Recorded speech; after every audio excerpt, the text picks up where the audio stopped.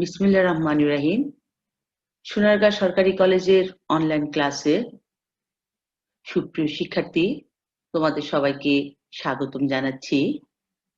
আমি খন্দকার দিল আফরোজা, সহকারী অধ্যাপক ও বিভাগীয় প্রধান, গার্হস্থ্য অর্থনীতি বিভাগ, সোনারগাঁ সরকারি কলেজ, সোনারগাঁ, নারায়ণগঞ্জ।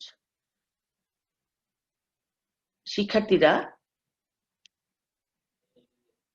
পূর্বের ক্লাসে তোমাদের সঙ্গে গৃহ ব্যবস্থাপনার ধাপগুলো সম্পর্কে আলোচনা করেছিলাম। এখন আমি তোমাদের সামনে আলোচিত বিষয় নিয়ে আসছি। গৃহ ব্যবস্থাপনার সর্বশেষ ধাপ হচ্ছে সিদ্ধান্ত গ্রহণ। চলো আমরা এখন আমাদের মূল আলোচনার বিষয়ে চলে যাই। আলোচনার মূল বিষয় হচ্ছে সিদ্ধান্ত গ্রহণ। আমরা জানি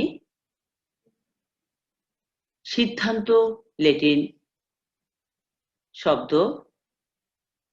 ডিসোডো শব্দ থেকে এসেছে, যার অর্থ হলো কাটা। সিদ্ধান্ত গ্রহণ গৃহ ব্যবস্থাপনা কার্যকলাপের মৌলিক অঙ্গ। এটি গৃহ ব্যবস্থাপনার প্রাণ স্বরূপ, যা মানব জীবনে একটি বিশেষ গুরুত্বপূর্ণ কাজ ও জটিল মানসিক প্রক্রিয়া হিসাবে কাজ করে। মানুষের জীবনের সকল ক্ষেত্রে ছোট বড় নানা ধরনের সিদ্ধান্ত গ্রহণ করতে হয়। তার মধ্যে থেকে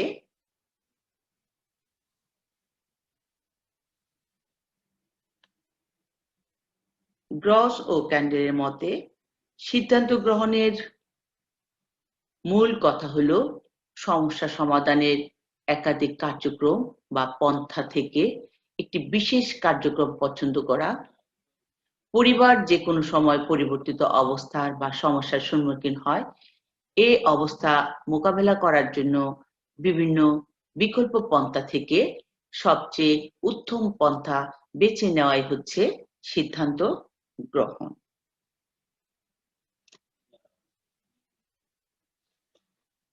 আমেরিকার সাংগঠনিক মনোবিদ অধ্যাপক রবার্ট টেনেনবার্ন বলেন, অনেকগুলো বিকল্প থেকে একটিকে বেছে নেওয়াকে সিদ্ধান্ত গ্রহণ বলে। মার্কিন গার্হস্থ্য অর্থনীতিবিদ ইরমা এইচ. গ্রস এবং এলিজাবেথ ওয়ালড্রাথ ক্যান্ডেলের মতে সিদ্ধান্ত গ্রহণের মূল কথা হলো একাধিক কার্যক্রম থেকে একটি বিশেষ কার্যক্রম বা বিকল্প ব্যবস্থা গ্রহণ। অর্থাৎ সিদ্ধান্ত গ্রহণ বলতে বোঝায় কিছু বিকল্প পন্থা থেকে একটিকে বাছাইকরণ বা একটি কাজের ধারা নির্বাচন। সাইমন বলেন, সিদ্ধান্ত হলো বিবেচনা করে বিকল্প বাছাই করা। সুতরাং বিবেচনাকে ভিত্তি করে বিকল্প বাছাই করাকে সিদ্ধান্ত গ্রহণ বলে।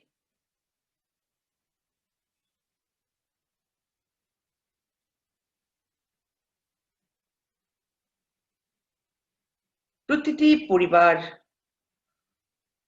মূল্যবোধ, লক্ষ্য ও জীবনযাত্রার মান ইত্যাদির পরিপ্রেক্ষিতে বিভিন্ন প্রকার সিদ্ধান্ত গ্রহণ করে এবং তা বাস্তবায়নে কার্যকর ভূমিকা পালন করে। উদাহরণস্বরূপ, প্রতিটি পরিবারের অর্থ সম্পদ ব্যবস্থাপনা একটি গুরুত্বপূর্ণ বিষয়। যেসব স্বল্প আয়ের পরিবার সঠিক সিদ্ধান্ত গ্রহণের মাধ্যমে বাজেট করে অর্থ সম্পদ পরিচালনা করে, তারা সহজেই তাদের প্রয়োজনগুলো মেটাতে পারে। আর যেসব পরিবার এভাবে চলে না, তাদের অর্থের অপচয় হয় এবং অর্থ সংকট দেখা দেয়। এখন দেখা যাক গৃহ ব্যবস্থাপনার সিদ্ধান্ত গ্রহণের গুরুত্ব। শিক্ষার্থীরা লক্ষ্য করো, গৃহ ব্যবস্থাপনার প্রতিটি স্তরের সিদ্ধান্ত গ্রহণের ভূমিকা অপরিসীম। মানুষ তার নিজস্ব মূল্যবোধ ও লক্ষ্যের উপর ভিত্তি করে বিভিন্ন প্রকার সিদ্ধান্ত গ্রহণ করে থাকে। সুতরাং মূল্যবোধ এবং সিদ্ধান্ত গ্রহণ পরস্পর সম্পর্কিত। মূল্যবোধের উপর ভিত্তি করে সিদ্ধান্ত গৃহীত হয়ে থাকে। সিদ্ধান্ত গৃহীত গ্রহণের উপর জীবনযাত্রার মান অনেকাংশেই নির্ভর করে। সিদ্ধান্ত ছাড়া কোনো কাজ করা যায় না। ব্যবস্থাপনার প্রতিটি ধাপে ও পদক্ষেপে ছোট বড় নানা ধরনের সিদ্ধান্ত গ্রহণ করতে হয়। গৃহ ব্যবস্থাপনায় সম্পদ পরিচালনার ক্ষেত্রে সিদ্ধান্ত গ্রহণ গুরুত্বপূর্ণ ভূমিকা রাখে। অনেক ক্ষেত্রে পরিবারে দেখা যায় অর্থ ব্যয়ের সঠিক সিদ্ধান্ত গ্রহণের অভাবে পরিবারের প্রচুর অপচয় হয় অথবা প্রচুর সমস্যার সম্মুখীন হতে হয়। সঠিক এবং সুচিন্তিত সিদ্ধান্ত গ্রহণ অর্থ ও সময় বাঁচায়। কাজে সফলতার বেশি ভাগেই নির্ভর করে সঠিক সুচিন্তিত সিদ্ধান্ত গ্রহণের ফলে। অভ্যাসের ধারা সিদ্ধান্ত গ্রহণ গৃহীত হলে তা অনেক সময় আস্থা হারায়। সঠিক ও চূড়ান্ত সিদ্ধান্ত শুকনো, সুচিন্তিত এবং সুস্থ চিন্তার মাধ্যমে নিতে হয়। যে কোনো প্রকার নির্বাচন বা বাছাই করাকে সিদ্ধান্ত গ্রহণ পদ্ধতি বলা উচিত নয়। অভ্যাসবশত সিদ্ধান্ত গ্রহণের বিফলতার সম্ভাবনা বেশি থাকে। তাই সিদ্ধান্ত নিতে গেলে যাচাই বাছাই করে সিদ্ধান্ত গ্রহণ করা আমাদের খুবই গুরুত্বপূর্ণ ভূমিকা পালন করে থাকে। এখন আমরা আসি সিদ্ধান্ত গ্রহণের স্তর বা পর্যায়গুলো কি। শিক্ষার্থীরা লক্ষ্য করো, সিদ্ধান্ত গ্রহণ একটি অত্যন্ত শুকনো ও জটিল প্রক্রিয়া। সিদ্ধান্ত গ্রহণে 5টি স্তর রয়েছে। যে কোনো সিদ্ধান্ত গ্রহণকারীকে এই স্তরগুলো পর্যায়ক্রমে অনুসরণ করতে হয়। নিম্নে স্তরগুলো বিশদভাবে আলোচনা করা হচ্ছে। পর্যায়গুলো হচ্ছে সমস্যার স্বরূপ উপলব্ধি। আমরা জানি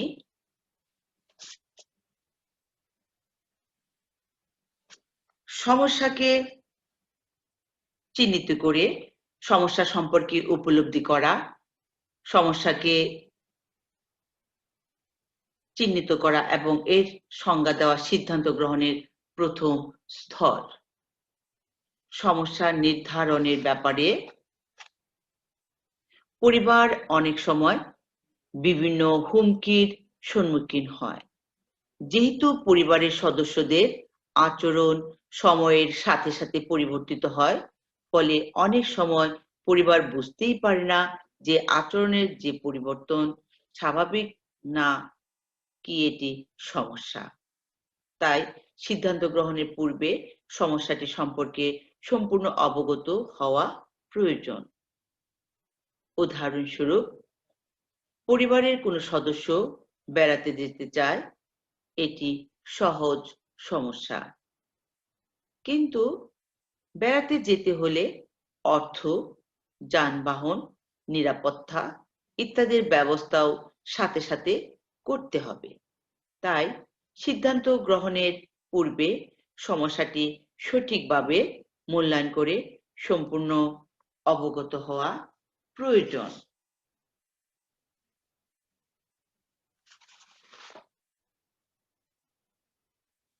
এখন আসি সিদ্ধান্ত গ্রহণের অপর একটি পর্যায়, বিকল্প অনুসন্ধান।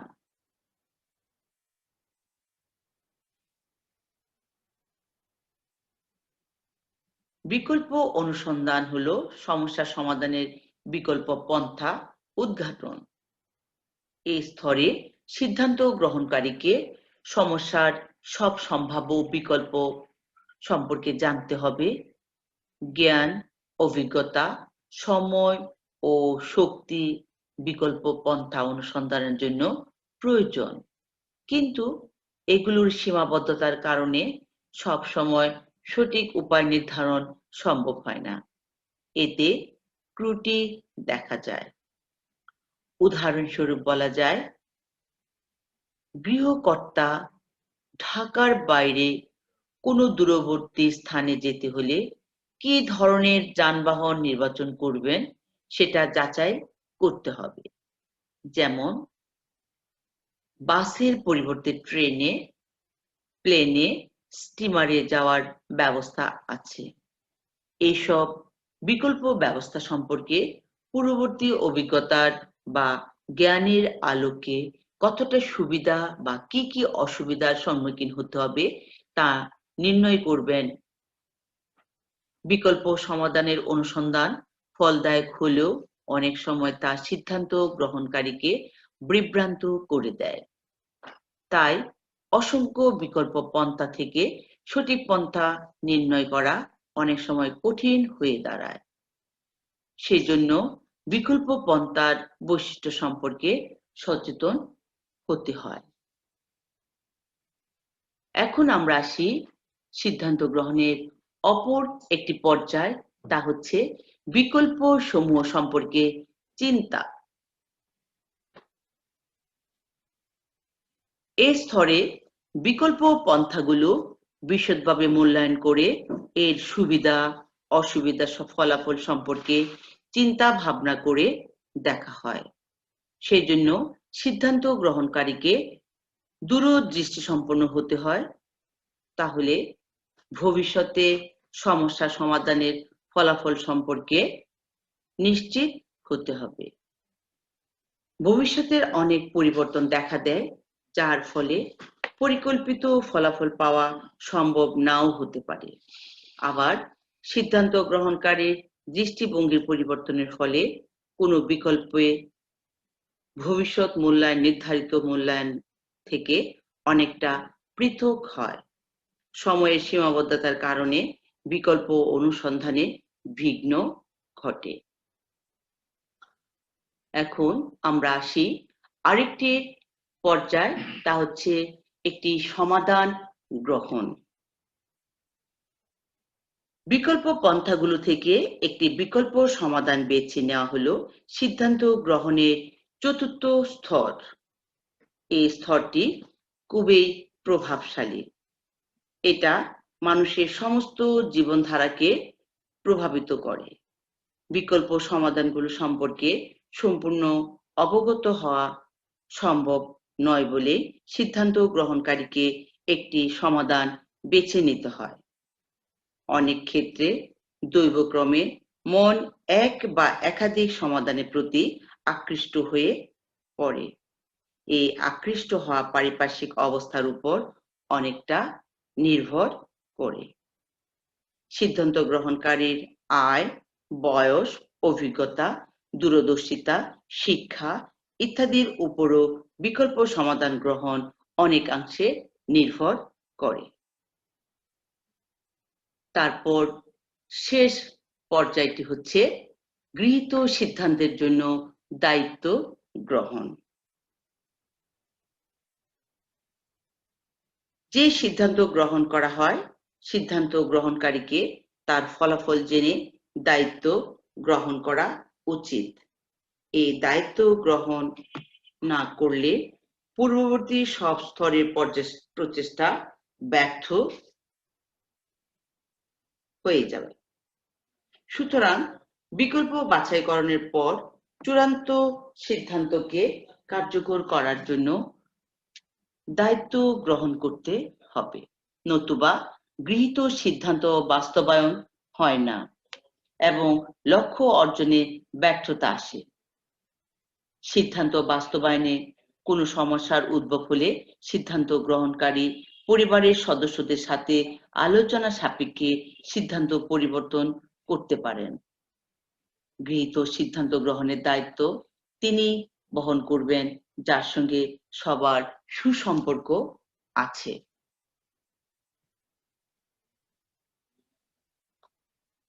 এখন আমরা আসি সিদ্ধান্ত গ্রহণের প্রকারভেদ।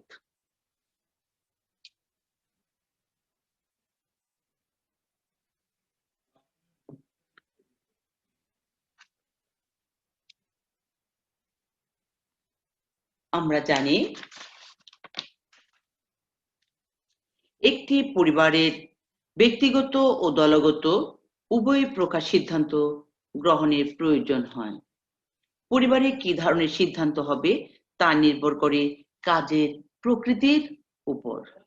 সিদ্ধান্ত গ্রহণ সাধারণত দুই ধরনের হতে পারে, যথা একক সিদ্ধান্ত গ্রহণ ও দলীয় সিদ্ধান্ত গ্রহণ। একক সিদ্ধান্ত গ্রহণ হলো যে সকল কাজের সিদ্ধান্ত ব্যক্তিগতভাবে গ্রহণ করা হয় তাকে একক সিদ্ধান্ত গ্রহণ বলে। যেমন নিজস্ব চাহিদা, জ্ঞান, প্রয়োজন ইত্যাদির আলোকে এই সিদ্ধান্ত গ্রহণ করা হয়। আর দলীয় সিদ্ধান্ত হচ্ছে দলগতভাবে যে সিদ্ধান্ত গ্রহণ করা হয় তাই দলীয় সিদ্ধান্ত। এই সিদ্ধান্তে দলের সব সদস্য কম বা বেশি অংশগ্রহণ করে থাকে। মর্গান এর মতে দলীয় সিদ্ধান্ত গ্রহণের দুটি পর্যায় আছে। তার মতে কোনো একজন সদস্য প্রথম পর্যায়ে নিজস্ব ধ্যান ধারণা ও চাহিদা অনুযায়ী একটি সিদ্ধান্ত স্থির করে এবং দ্বিতীয় পর্যায়ে দলের অন্যান্য সদস্যদের মতামত যাচাই করে তার সিদ্ধান্ত পরিবর্তন করে। তবে যে কোনো সৃজনশীল কাজে দলীয় সিদ্ধান্ত গুরুত্বপূর্ণ।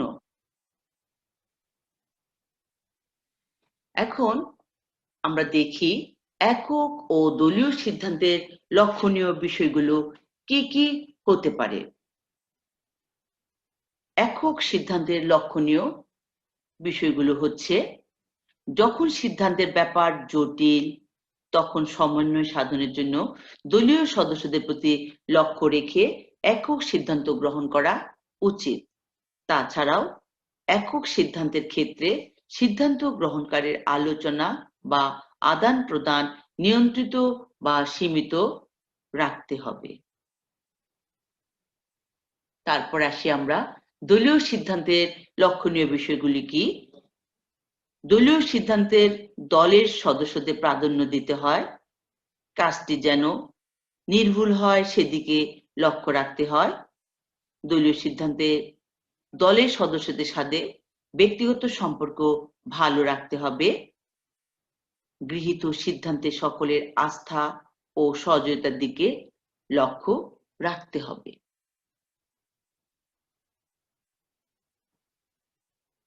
এখন আমরা দেখি দলীয় সিদ্ধান্তের সুবিধা ও অসুবিধাগুলো কি হতে পারে।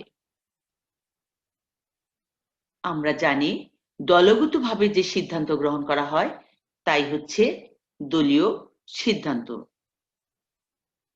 গুরুত্বপূর্ণ কোনো কাজের সিদ্ধান্ত দলীয়ভাবে গ্রহণ করাই শ্রেয়। এক্ষেত্রে কাজটি সুন্দর হয় এবং ভুল হওয়ার সম্ভাবনা কম থাকে।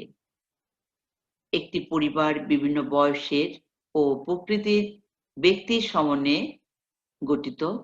এক্ষেত্রে কোনো ব্যাপারে সিদ্ধান্ত গ্রহণের সময় দলীয় সিদ্ধান্তই উপযুক্ত। অনুরূপভাবে দলীয়ভাবে সিদ্ধান্ত গ্রহণ করলে কেউ মনক্ষুণ্ণ হয় না, সবার মাঝে আত্মমর্যাদা গড়ে ওঠে। তাছাড়াও ঝুঁকিপূর্ণ কাজে দলীয় সিদ্ধান্ত গ্রহণ করা সুবিধাজনক। তাতে সিদ্ধান্তের ফলাফল সহজে সবাই গ্রহণ করতে পারে। এখন আমরা দেখি দলীয় সিদ্ধান্তের অসুবিধাগুলো কি। দলীয় সিদ্ধান্তের অসুবিধা সমূহ হচ্ছে, দলীয় সিদ্ধান্ত সময় সাপেক্ষ, দলের সদস্য সংখ্যা যত বেশি হবে সময়ও তত বেশি লাগবে। দলীয় সিদ্ধান্তে সব ধারণা নাও থাকতে পারে, অনেক প্রয়োজনীয় ধ্যান ধারণা বাদ পড়েও যেতে পারে। দলীয় সিদ্ধান্তে দলের সকল প্রচেষ্টা কর্মমুখী নাও হতে পারে, আবার অনেকের দিকে তাকিয়ে অনেক ভুল সিদ্ধান্ত গ্রহণ করা হয়। আবার অনেক পরিবার ব্যক্তিগত সম্পর্ক ভালো রাখার জন্য দলীয়ভাবে সিদ্ধান্ত গ্রহণ করে। দলীয় সিদ্ধান্তের কি ধরনের মতৈক্য দেখা যায়? শিক্ষার্থীরা লক্ষ্য করো, দলীয় সিদ্ধান্তের ক্ষেত্রে অনেক সময় দলের বিভিন্ন সদস্যদের মধ্যে মতবিরোধ দেখা দেয়। 1924 সালে এমপি পলেট তার ক্রিয়েটিভ এক্সপেরিয়েন্স বইতে মতানৈক্যের 4টি স্তর দেখিয়েছেন। এগুলো হলো মতবিরোধ ও পরিশেষে এক পক্ষের জয়।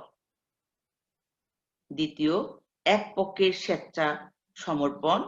তৃতীয়, আপোষ মীমাংসা। চতুর্থ, একত্রীকরণ।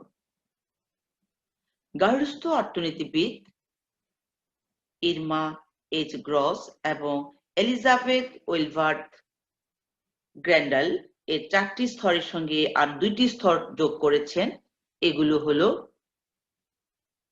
পরিবর্তন,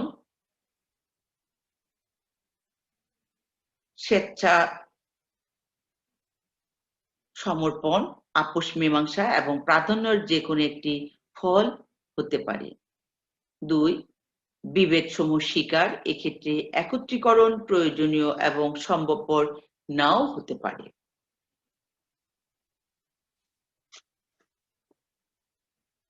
শিক্ষার্থীরা, এতক্ষণ আমরা গৃহ ব্যবস্থাপনার সর্বশেষ পর্যায় সিদ্ধান্ত গ্রহণ সে সম্পর্কে আমরা ধারণা পেলাম।